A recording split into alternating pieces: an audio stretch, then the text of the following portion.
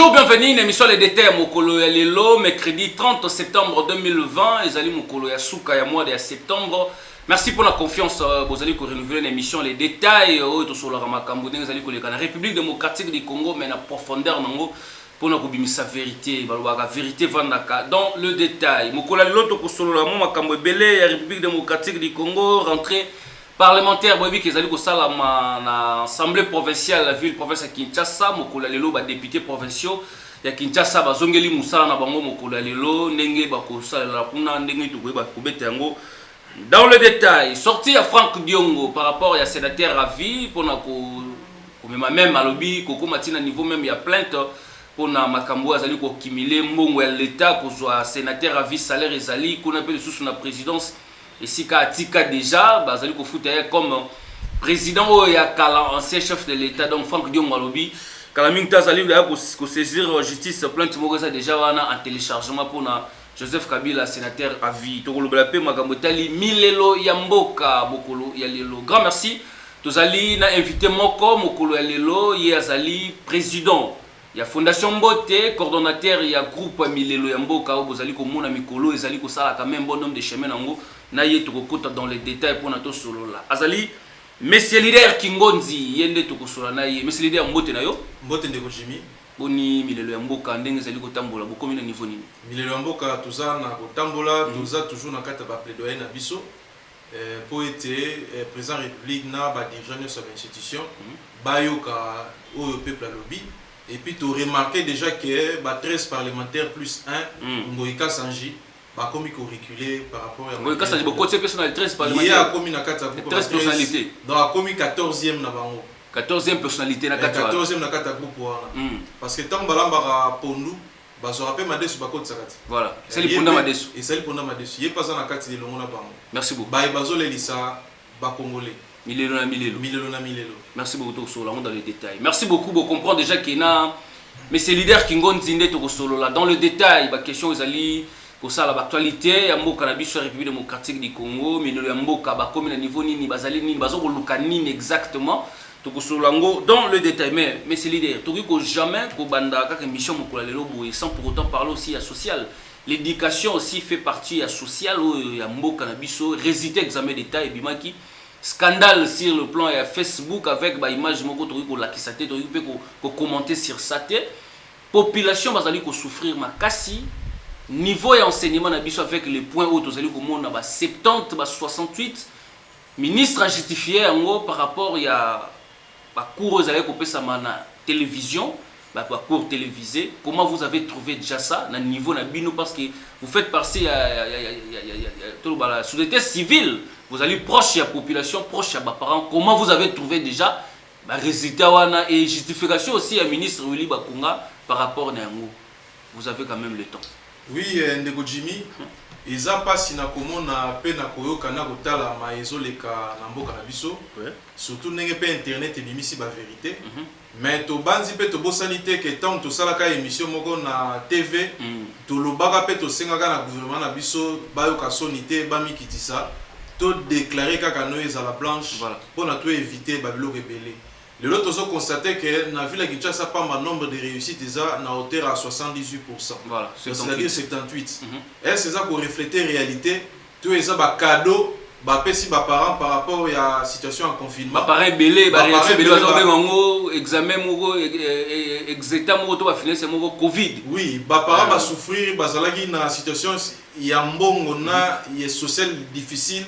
Certainement Monica Rabon va peser moral à mes parents ba kabola ba diplôme conséquence tango nini to monde lo bana ba comme otambola bilamba ezate golumbu bana ya basi alors to mitunaki pourquoi ba parents ba ko komati na niveau wana ata ba diplôme ngo ebimi lokola ba cadeau mais ba ko tika bana ba ba koma na niveau wana te alors ndeto solaki pe biso na ndenge na biso société civile na kati ya Mbote to vandisaki ba mama o ya Mbote to solaki na bango moko kati na bango mama Nzinga Tina alors que bana na yeba ko koma na niveau ante puisque moi na nevandisa zo la paix diplôme bako bunda ba éduquer bango que ba koma na niveau te que bazu diplôme ba longola bilamba po ete éducation ni ba opesa na bande ko na ba o ba ko na sima parce que ba pacifique na ba magnifique ba oya ko landa pe éducation o ba mikolo ba opesa alors to kozonga la paix pour na tolo ba que na calamité UNICEF a salagi pena enquête, a salé même rapport enquête. Exactement. Sur classe télévisée. Il a dit même qu'il y a 93% il y a échec. Balobagi que bateau bakokai kolandezaï peut-être na 7%, voilà. 7 à 3%. Exact. Et biso tolobagi vérité que na 7 à 3% combien ont assimilé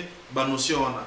Mais dommage, ce qui reste à faire est que toluka moya pour redresser situation et éducation na biso ba basu diplôme to la bango correctement pour na base la capable de défendre ba intérêt république na biso na bambule koya. Merci beaucoup. Ozola dans les détails na commune ya Kisenso esika bato azali ebele na commune ya Ngaliema et pa José Kaniki na coordination Ngaliema en action na commune ya Masina na mapela wana en tout cas bozala vraiment branché parce que les détails les ozala plus na ba technicité na ngo pe ba révélation bozala vraiment minga ebele.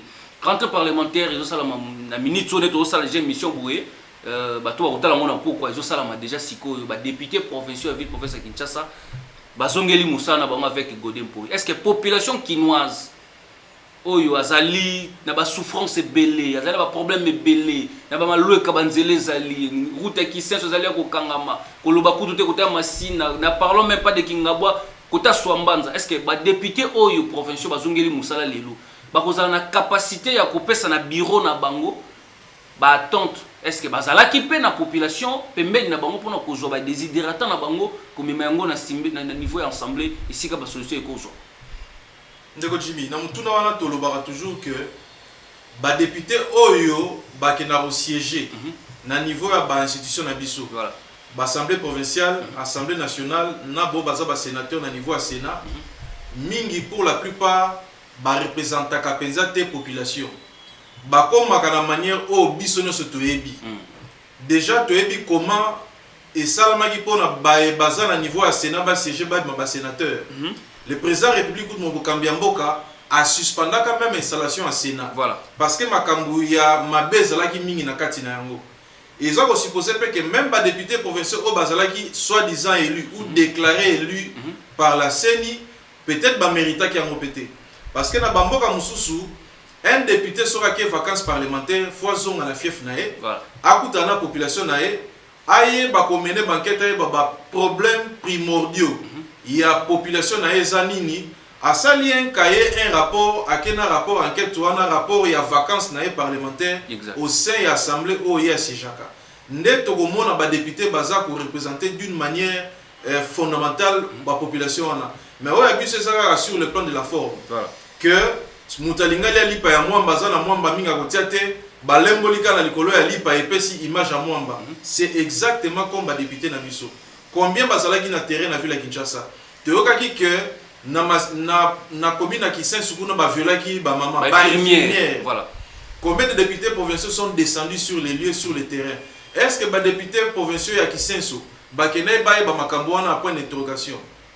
Nde tokotala comme ba bandi reprise parlementaire ya activité parlementaire to boye ba soki basalaki ou basalaki te. Mais na ndenge na biso toyebi biso ba etozaka na population ba moni bango na terrain te.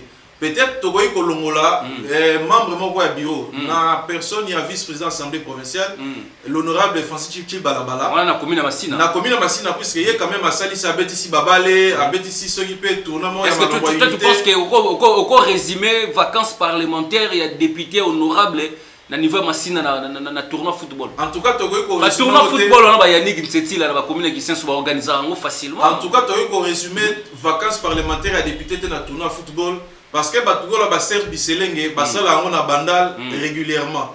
Député provincial faut qu'il t'en a terrain aux doléances. Ce n'est pas seulement être près de la population par des activités passagères. Voilà. Population faut sentir que préoccupation est comme à niveau assemblée et rencontrer solution au Alors, c'est pourquoi nous disons toujours que population peuplée, il faut la éclairer.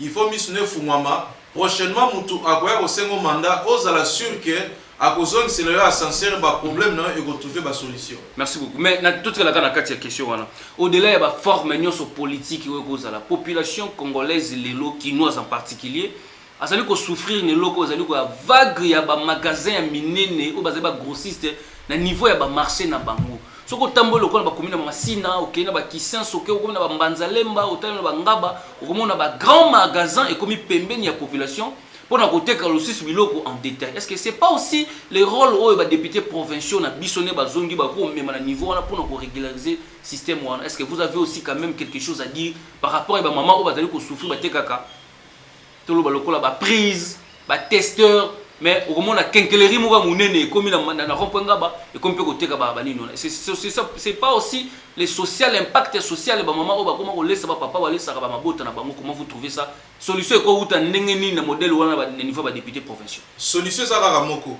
Solution est que to faire respecter Mobeko. Voilà. Et ça ba député na biso au baza au siège na l'Assemblée provinciale, na l'Assemblée nationale et aussi na Sénat, c'est à eux de pouvoir faire respecter ba loi ya République. Voilà. Et ça peut kate ba gros magasin où ils géré par bana mboka. Et ça peut na expatrié ba chinois, ba indien.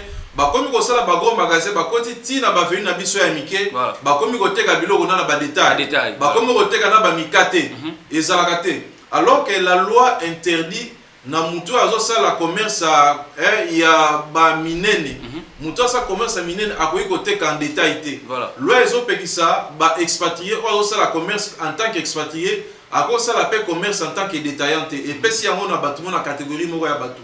Mais ça que les députés ne faut pas voter forcément loi. Mais bien qu'on existe.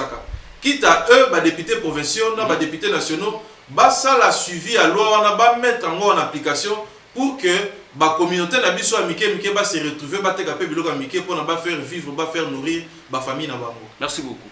Vous avez dans l'émission les détails, vous avez monsieur leader Kingonzi Azali, coordonnateur ya Milelo ya Mboka, président ya Fondation Mbote pour na kosola quand même dans les détails ndenge makamozali koleka. Mais Franck Diongo a sali aussi point de presse na ye sorti na moko médiatique pour na koloba ko fustiger ndenge mbongo ya l'état ezali ko kende na famille moko to na mutu moko Joseph Kabila ou azali ki ancien chef de l'état, les lois azali sénateur à vie.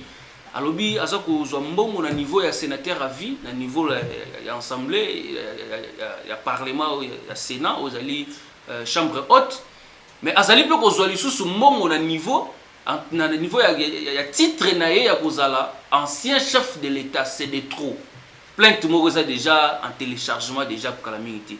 Vous en tant que analyste, président ya Fondation Mbote, makamona ozali ko vivre na yango. Est-ce que le lot tori ko loba na ba difficulté notre population kozala nango la famille la famille Kabila ils ont constitué le lot blocage pour le bon développement ndé yango ba Franck Diongo bakomi ko bandela ngo na niveau ya ko réduire bango mbongo misusu l'état ko pesa bango ou comment Franck Diongo déjà biso na niveau ya Mbote il arrive des moments où to pesa ke longoni na musala ya salaka aza parmi ou moko ya ba militant ou ya peuple à ça la rappel à sa peuple sourire. Voilà.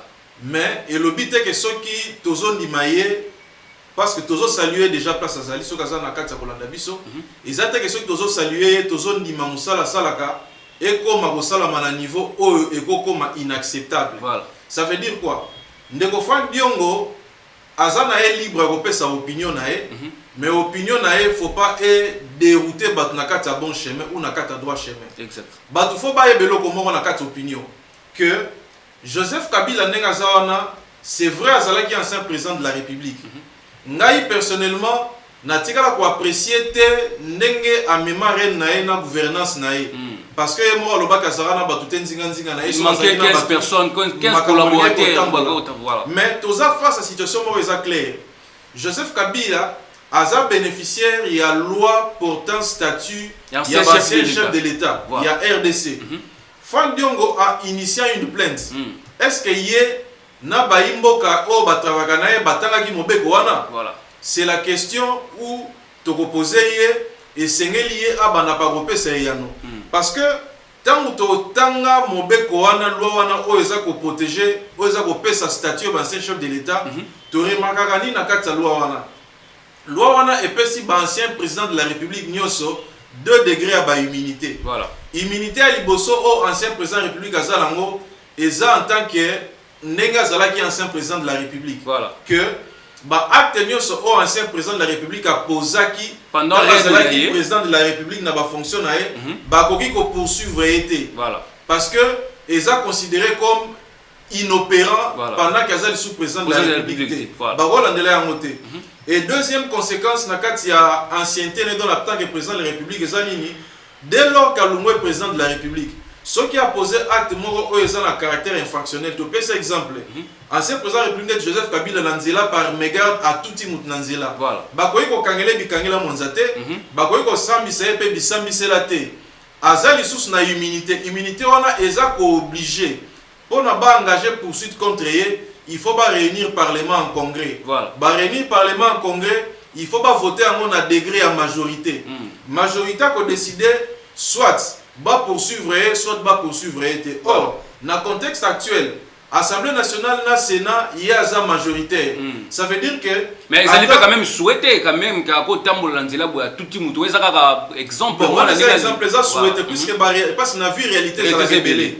Que tant aux conduire dans Zela, par erreur, ça n'y a pas maman ya bate kwai, ça n'y a ndunda ya maman tinanzinga kwai, tout cas n'a rien noté. Et qu'on qui arriver, mais tout soit raté. Mais même ceux qui a été commis, il faut et les canavotes y a procédure au niveau du Parlement. Mais il y a ça mouvement majoritaire dans le Parlement. Alors rien ne va faire que va faire poursuivre.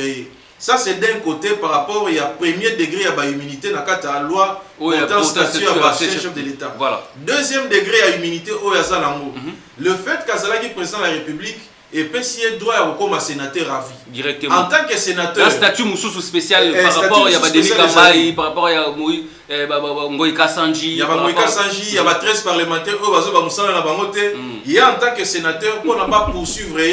Il faut Sénat et Vanda autoriser lever à immunité pour ne pas poursuivre. Exact. Or, on a qu'à Sénat, on a président Sénéza Alexis També Mwamba qui ne pourra jamais faire passer l'icanissement ou la sens. On a monsieur leader. On a une configuration FCC majoritaire. To ezala kaka bongo so ki pe FCC za sur la majorité parce que pesa biso à ville okola ndenge FCC za majoritaire président assemblée ya Sénat Tambwe Mwamba donc même si infraction salami eko holandais parce que bango za majoritaire ou comment et tikali bongo to eko changer parce que majorité comme ailleurs et loi ça la ndenge mibe ko fait salami parce que d'après loi un élu du peuple n'a pas exemple député national, na sénateur, Barros a poursuivi n'importe quelle manière. Il faut basser une autorisation auprès de la chambre naïe. Il y a déjà un sénateur. Bon, docteur Longola, épithète, il y a avis. Un sénateur comme tout autre sénateur. S'il ne faut pas poursuivre, il faut bureau, il y a Sénat, va convoquer plénière pour que va autoriser poursuivre. Déjà, la militaire, il y a majoritaire. Même ceux qui Sénat ou Ekoya, majoritaire, et qu'on a toujours débat dans le Sénat. Pour quand même de statuer sur ça. Sénat a statué pour autoriser tout comme il a autorisé. Il y a déjà dans le cadre de la loi portant statut, il y a un ancien chef de l'État. À ça qu'on bénéficie à 2 degrés, il y a une immunité. Et puis là, il y a renfermé, karaté par Joseph Kabila. Le président de la République, moi, Namboka Félix Tshisekedi Antoine, aux communautés congolaises, nous, c'est l'Incoben, Fachi Beton. Ceux qui lobby en 2023 ou en 2028 à la sous-président de la République, à continuer la carte à bénéfice à loi. Ceux qui peuvent la paix, Ndekomoro, à outil la carte à Milelo Yamboka, à Koko tapé la carte à loi. Il y a un biso la carte à Milelo Yamboka, la carte à Mbote Fondation Mobimba. Tout ça pour estimer que loi wana pe ezapé ma bête parce que ça pour garantir PP. Merci. Sur le temps présent et puis sur le temps futur. Merci beaucoup. Mais tout ce que non na kati wana. Vous ne trouvez pas que les démarches payent à Franck Diongo, au-delà de mingi na vitesse ya plainte parce que Franck Diongo a mutu moko boye, yemoko d'abord a zona ba choc belé la justice moko na biso, atanga ba makila, mais akeka devant baro, asala makambo bido, ça dit ka na kanda justice wana yonga linga mingi linga usuki son mingi na kota justice. Mais est-ce que au-delà de ça, vous ne trouvez pas que les démarches à Franck Diongo par rapport à l'économie, par rapport à la finance, par rapport aussi, il y a ce que l'État dépense pour une personne et commis des trous, au-delà de ça aussi, Joseph Kabila il a aussi des moyens à gérer quand même pendant Reine Naye ou à cause de par exemple, des démarches pour ça, la route à Kisenso, la route à Bachuapa, la route à Boende, vous ne trouvez pas que Mbongo peut servir aussi? Même au-delà de ça, l'humanisme aussi par rapport à ça. même Timbo on va l'embarati. Non, démarche en déco Franck Diongo. Si du côté économique. Il y a un azor comment démarche en déco Franck Diongo eza penza mabete. Parce que il y a ngonde za milelo ya mboka que population o ne so bisika zali à sentir que panier na ya ménagère échangé. Voilà. Moi amélioration ezala. Mais problème il y a démarche en déco Franck Diongo eza nini? Eza na orientation à pesi démarche. Orientation à pesi démarche ndeza ya ngote. Risque na ngo eza nini? Parce que devant la loi, parce que la Constitution, pour les autres, le sa principe que nul n'est censé ignorer la loi. Voilà. Parce que la loi est ça la capacité. La loi est dure, mais c'est la loi. Orientation de Franck Diongo appelle si ne essengi l'égalité. Ma ben na ko salanini. Ce qui a continué la carte de démarche wana, ba comme na place mo que mur ko suka, ba ko pese raison te, ba ko risquer ba ko poursuivre pour procès téméraire et vexatoire. Voilà. A ko futa ba dommage intérêt pour rien. Ce que ndeko Franck Diongo essengi la sala, orientation ina ko pesa na démarche na ye. Ba 13 parlementaires au bazo déambuler bazo sa avion par-ci par-là, ba kutana ba copain na ba ba milaka ba champagne na ba lera ba framboise. Mais là a memeli bango proposition que mbongo ezo ke ne pas ndeko Joseph Kabila eleki ebele, bino bo mema yango na kati ya parlement. Bon proposer que tout ça la modification il y a loi pour protéger ancien chef de l'État parce que biso na ndenge milelo mboka to donc trouver que montant il y a $600,000 chaque mois. Tu vois qu'on proposer que ngai ndeko Diongo te proposer que baki tsango ata na 150,000 ata na 100,000 et permettre que 400,000 kotika alors na kati ba domaine mususu. Merci beaucoup. Ceux qui démarchent que na sens wana et vous ala bénéfique. Nde ba 13 parlementaires ba rozo musala o elongo bani basala normalement et nous ya koluka dialogue pour na baso na pouvoir na ndenge sengelité. Merci beaucoup. L'émission des détails à Mokula lelo yango bozali kolanda ngo partout en tout cas merci. Nous allons continuer toujours, mais bon, nous image la déclaration parce que de côté sikoyo na sijo ya makasi nous allons koyambela monsieur leader Kingonzi Bokola lelo groupe milelo ya mboka. Bon, nous déclaration basala qui par rapport ya sortie na bango ndenge bazali ko sala ba démarche na bango. Tozonga sikoyo to kota sikoyo dans les détails pour na boye ba milelo ya mboka wuti wapi. Na naza sima na bango ba bandaka boye. C'est parti.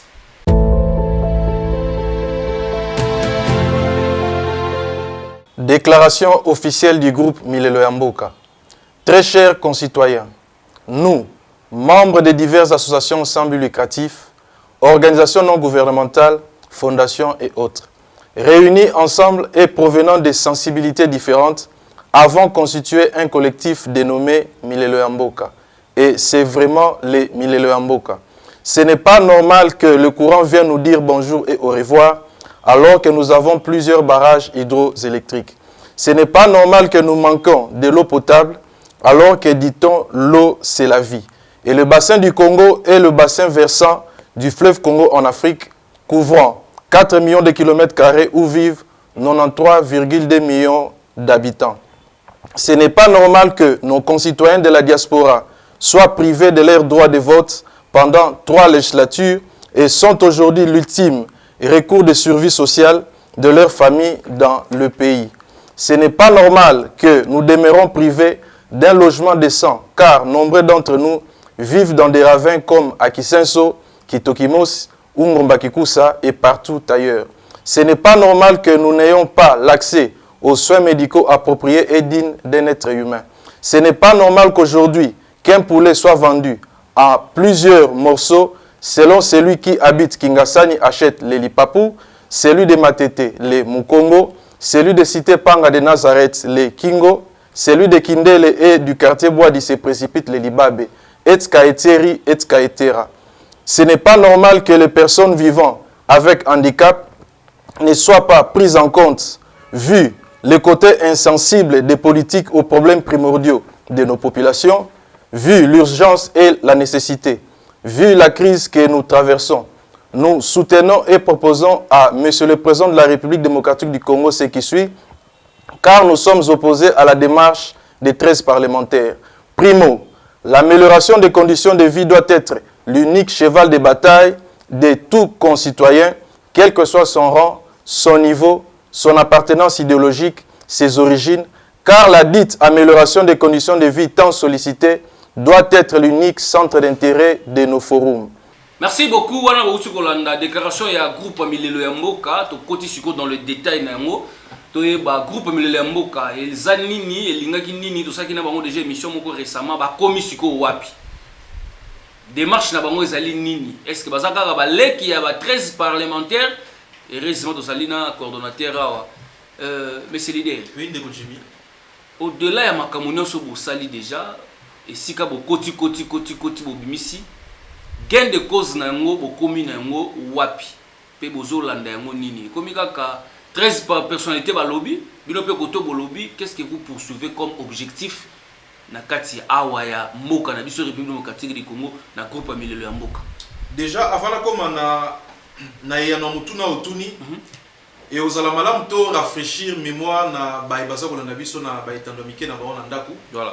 Pona nini Milelo uti wapi Milelo ezali lisanga collectif oyo ebotami na kati ya fondation Mbote. Mbote ezali une organisation à caractère social, humanitaire et culturel. To sala makambo nyonso ezali lié na social et puis to travailler pe na makambo etali pe o etali kimia.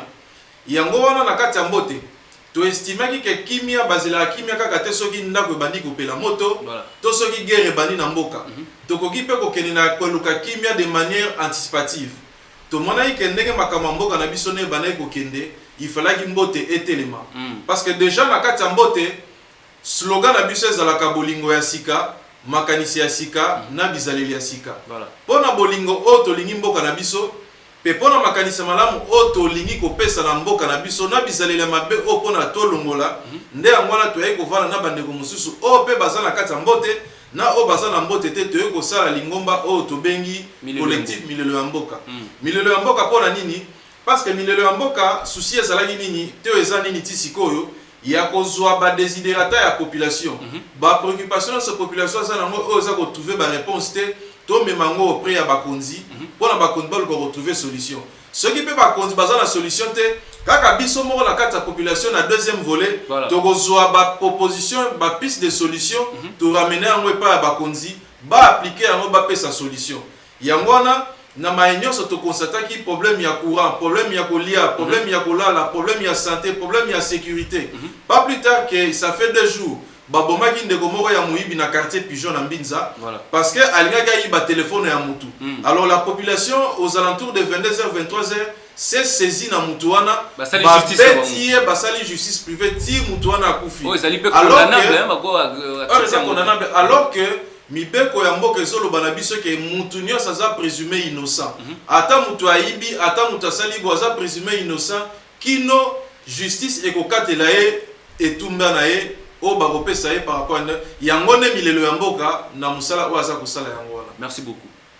Bosala ki déjà boza ko continuer ko sala pe déjà batu pe ba moni ba yoki ba luba bazo comprendre bino batu déjà ba suit déjà idée wana ba kotisi yango.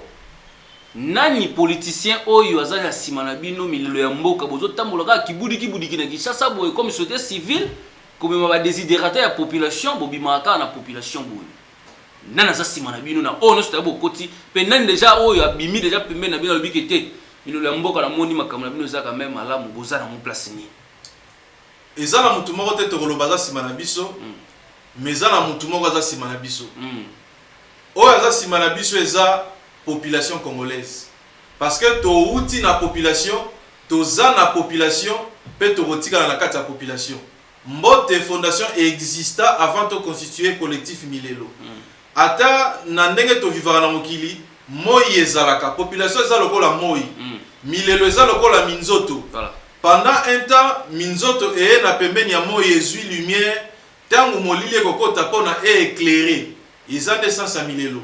Na ba démarche na biso o toza kosala président de la République mwana mboka Félix Tshisekedi Antoine Beton Félix Fachi Beton aza saisi na mémorandum na biso oyo population zo senga na ba desiderata na ye wana zo benga ba beton wana zo komsa ba beton pona koluka kaka moi approche to ezaka ndenge eza koluka approche te puisque Milelo parce que comme on a Félix Antoine Milelo Tshisekedi Chilombo zo komsa ba beton ba nini tout Milelo tambola kate na niveau soit na sens ko flatter Milelo lo bara eloko eza vérité président de la République a saisi na milelo ya mboka.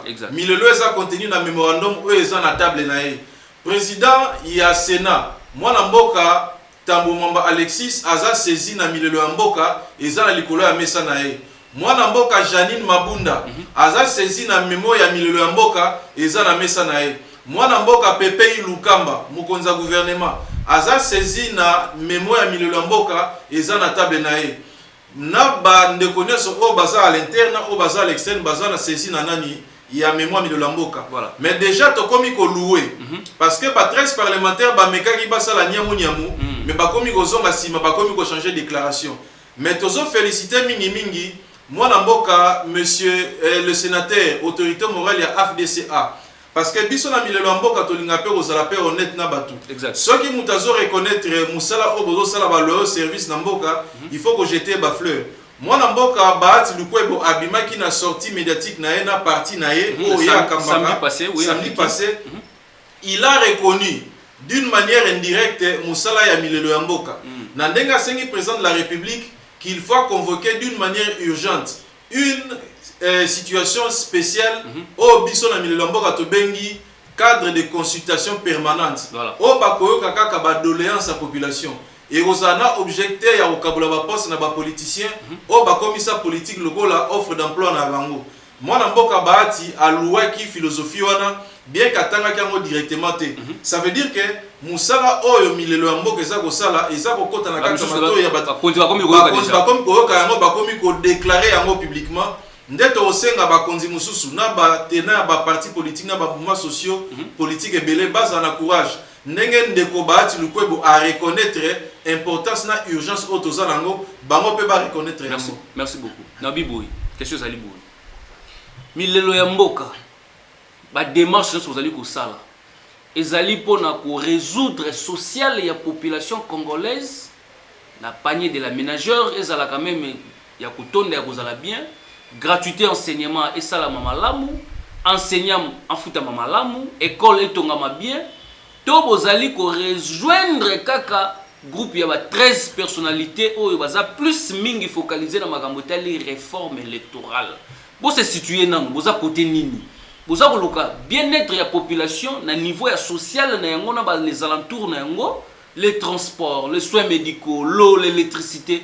To bino pe bozali ba leki kaka ya ba 13 personnalités bozana sima na ba mais bino bo changer quand même moi coloration au mission de l'amboka.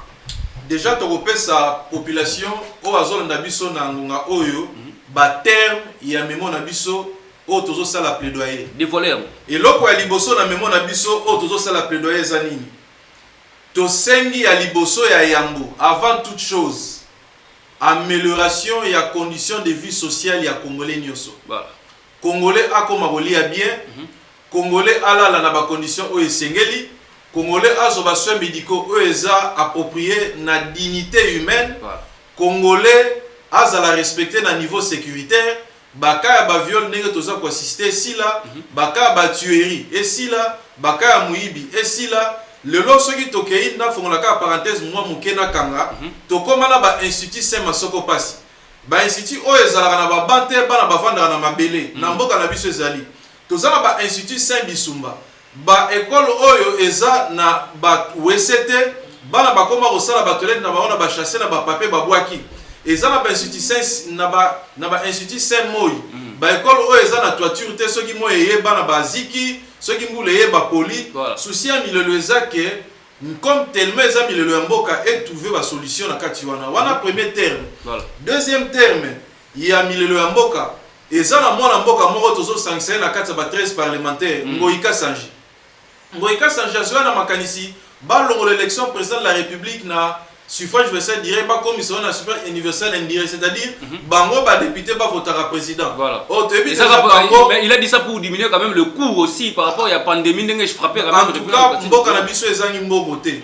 Hier azwaka diamant moko etsaka makelele awa kaka prix ya diamant wana moko ekoyi ko résoudre problème ya élection stoza na yango wana. Alors Ngoïka Sanji to ebité atangaki droit constitutionnel malamu to azali na Kasai en train de diriger la province. Parce que na cour droit constitutionnel ne batangi sarabatu ba makambo élection sala makandenge nini. Article 220 de la constitution. To balisi yango na article 70 de la constitution et ça pour interdire que l'élection président de la République ça un suffrage universel indirect parce que la constitution c'est clair et puis article mi balona bakoyi ko simba ngote basala ngo changement soit ba réviser ngo et koyi ko sala maté article wana ezopesa droit na population que azala respecter vis-à-vis na ba konzinae na entre bango ba droits fondamentaux na ezala respecter parce que bakoyi ko diminuer droits fondamentaux ya population te bakoki pe ko lungola yango te. Donc c'est terme il y a disposition au ezan article 220 au tozo bal c'est un article 70 de la constitution. Ngoïka Sanji en tant que député au tozo baksa parmi les 13 a commis 14e parlementaire faut pas même la parlement personnalité il y a personnalité ba même la parlement na biso biloko eza milelo ya mboka biloko ngo eza ni neza ba conditions sociales amélioration za la vécu. Donc c'est à dire milelo ya mboka zali na social na réforme électorale a sangisi yango place moko a pesi yango mais ba cadre institutionnel ndem de komi ko sala problème lelo ba cadre institutionnel lobi que Sénat zala qui saisi Assemblée nationale zala qui saisi beaucoup booster yango to beaucoup commissaire yango place wana pour que ça la entendu na niveau nini nde yango na troisième terme na biso ya référence na kata memo to lobi na kata memo na biso na plaidoyer tozo sala toza contre opposer farouchement et catégoriquement na démarche à 13 parlementaires plus Ngoïka Sanji, ça fait 14 personnalités. Parce que ba miroiter batelo comme mususu mais sous-bassement la bango eza baluka dialogue batika na pouvoir échanger tes conditions sociales échanger tes. Ndé amwana biso tolobaki boye. C'est vrai toza opposé na dialogue mais ça arrive que batu bakoki kokuta na pona basolola. Mais wana za dialogue te. Soki esengeli batu bakuta na basolola, biso to proposer président de la République asa le loko auto bengi cadre de consultation permanente. CCP.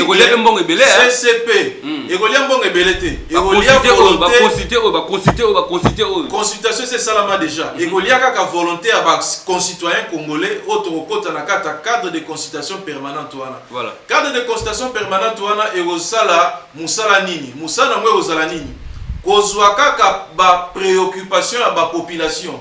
Kozwa kaka ba désidérateur ya population kozwa kaka ba souffrance nyonso donc kozwa milelo ya mboka nyonso komema yango na kati ya centre ba discussion elamba mito lambi yango tokulo yango sous forme ba résolution auto kopesa parlement parlement bakotala ce qui loi existaka ba memi peut-être mesure d'accompagnement ce qui loi existaka justifier ko bongisa pe ce qui peut leur bongisa ba ko ipe ko bongisa pe ezaka na première matière étali social ne ekoyi kolobama na cadre de consultation permanente wana ekolobela makambo partage à pouvoir te ekolobela te makambo président république américain qui te o muta sénat sala ki boete ezate pona mettre en cause et remettre en cause légitimité à l'institution ni à ba dirigeant ou baza ko diriger.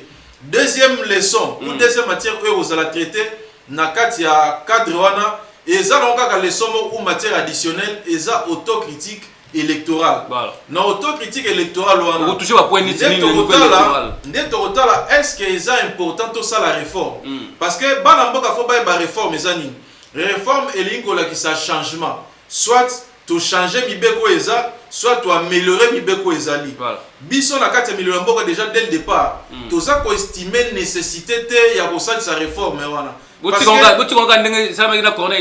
que pas 13 parlementaires c'est électoral ba 13 parlementaires plus Ngoïka Sanji 14 et ça bango ba pesa ki biso ba règle de jeu boni tant to komi ko poussa na pembeni ya maponami baluka ba changer ba règle de jeu mais ce qui et c'est peut discuter d'une manière additionnelle ou subsidiaire na ba réforme ba travaux préparatoires et belé salamaki entre autres souci à milelo ya mboka na réforme on a problème ya wasei s'il faut to comme na réforme et loko à liboso il faut que longola biloko etali ba seuil c'est eza mama na tricherie e au sala ke batuba ko ka kopesa résultat ya bato bango baponaki te ya mibale ya liboso d'abord c'est wana lungwe to zongi na système ya proportionnel oyo population ayebi ya mibale élection président de la République il faut zonga à 2 tours parce que il faut que sa population la biso possibilité à pona ba dirigeant na niveau ya sommet à République et puis na ba place mususu bato ye moko alingi. Mais c'est les mêmes démarches. Il y a pas de 13 personnalités. Bah ça peut quand na démarche wana ga. Démarche na bango. Comment vous opposez? En plus de ça, bango peut pas jamais kolobaki ba côté la dialogue où les gens pensaient à ça tout mais dialogue peut pas penser dans ngo pété. C'est les mêmes démarches. Ndeko Jimmy tant to vivre na mokili, tant mobala ke na pas moi na moi salinga moi na moi si.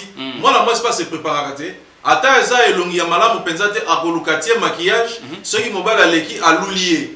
Mais tant que vous avez un moko ba sopele mai no longia pangusi mobala se rendre compte de situation face bango tellement ba moni que chapitre il y a dialogue na okabula pouvoir na ndenga ba boutique na ndenga ba conciliabule na ndenga ya ba t-shirt simbité ba yo présenter miroir ya maquillage mais tant que to sopela bango mai na elonginde vérité na bango ko bima siko troisième point zanini non seulement que toko voter président à 2 tours mais il faut plutôt voter na ba sénateur ou na base la ba élu à peuple directement. Voilà. Parce que déjà chéri va député provincial qui président République azalaki obligé à suspendre l'installation à Sénat. Et là quand fois si la population moya ba kenga na voter qui sénateur na ngezalaki kingandi na voter qui député provincial il y a député provincial na ngezalaki telle personne na national aussi ba gouverneur.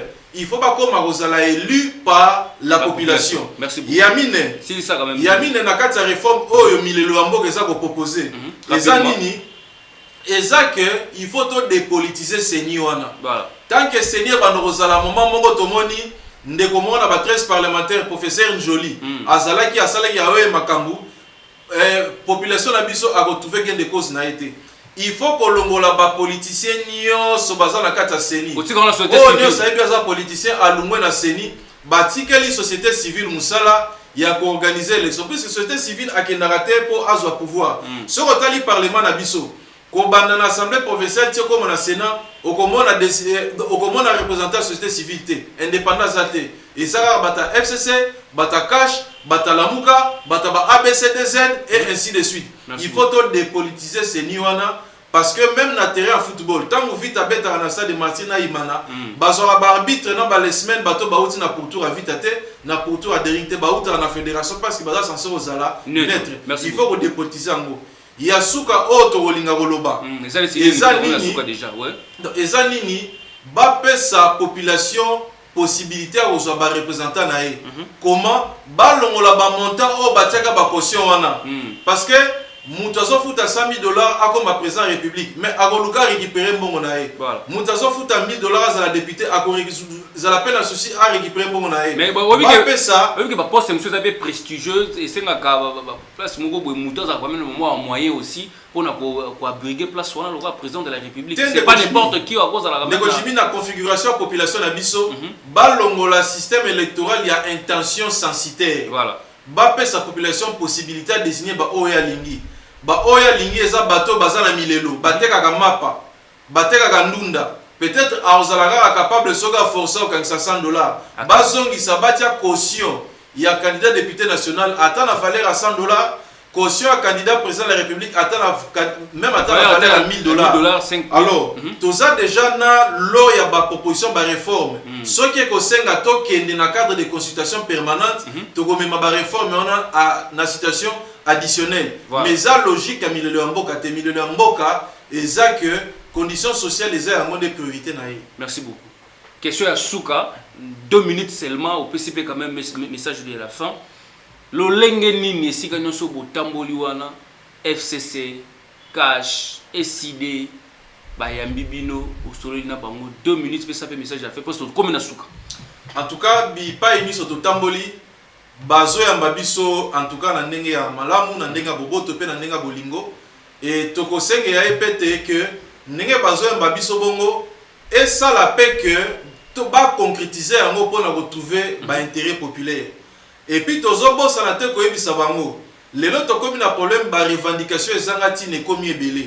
Tantôt c'est Rosar Malonda, tantôt c'est la loi Minaku, mais tant ba interview zo leka au moment na bateau bazo marcher pour na ko soutenir loi Minaku batade bango micro azolo baketo zo tambola puisque Minaku alinga pe bisamboka parce que Rosa Malanda ali kolungwate. Voilà. Donc c'est que la population a infiltré, bah quand même bilo. Population est bitolo na zotambola pour la réclamer. Yango tozo senga toujours na Mokonzamboka Afrique Tshisekedi Antoine. Chité directement pour éviter problème communicationnel là. Il faut pas luka kozwa bato bauti na population ba jeune baza compétent. O baza na boania, o baza na probité morale ou esengeli ba charger bango ba responsabilité ba structure étatique pour que bango tant ba na position na base la possibilité à relayer l'information essentielle na niveau de la population à base pour la consala que ba revendication ezangati na esi la manipulation à politiciens ezali sous soutien na carte de la population na biso. Merci beaucoup. Plaisir ezaki ya biso ya ko yamba yo na émission les détails moko lelo ko sola quand même Milelo Yamboka. En tout cas merci mingi ndeko Jimmy. Toutes les fois que vous avez besoin de biso tokoya toujours ko pesa Milelo Yamboka ndenge ezokolelela na niveau ya population na biso ya Congo. Merci beaucoup. Comme la souka émission les détails mokula lelo to yambaki monsieur leader Kingondi Wazali coordonnateur ya Milelo Yamboka président de la fondation Mbote naye to solola ki ba actualité oyo ezali koleka na République démocratique du Congo souci na bango Milelo Yamboka ndenge ba ko kanisa pe ko bongola mboka en tout cas makanisi ne de sala ka mboka ekende malamu émission oyo les détails bokolanda yango na Solid Télévision 21h30 rediffusion 14h na chaîne na biso YouTube les détails officiels na Majesky lokuta yango kuna grand merci aussi une équipe technique basunga ki biso mokolo ya lelo madame Priska Ngowa zalaki wana pe to zalaki na Biselenge Serge tendance générale merci aussi na Isaac Nsambi reporter na biso ya terrain ye azozela examen d'état na 64% pour ba pesa nous sala ndenge zo mériter les bango ezo kende bongo bonne chance na yo pe ko simba to kuta na bino mokolo ya lobby avec le même plaisir tika pour respecter toujours les gestes et barrières pour Covid, en gros, tout le monde mais ezali. Tout le monde